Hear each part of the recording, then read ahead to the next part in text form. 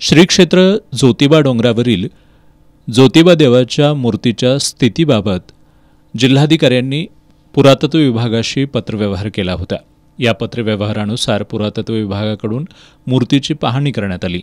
ही मूर्ती सुस्थितीत राहावी यासाठी या मूर्तीवर संवर्धन प्रक्रिया राबवणं गरजेचं असल्याचं पुरातत्व विभागाचे सहाय्यक संचालक यांनी नुकताच अहवाल दिला होता।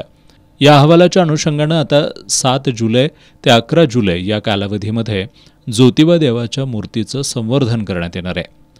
या मूर्ती संवर्धनाच्या कालावधीमध्ये भाविकांना श्री ज्योतिबा देवाचं दर्शन घेता येणार नाही।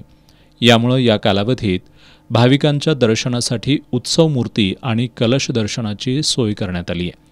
भाविकांनी या कालावधीत कासव चौकातून कलश आणि उत्सव मूर्तीचं दर्शन घेऊन सहकार्य करावं असं आवाहन पश्चिम महाराष्ट्र देवस्थान व्यवस्थापन समितीकडून करण्यात आलं आहे।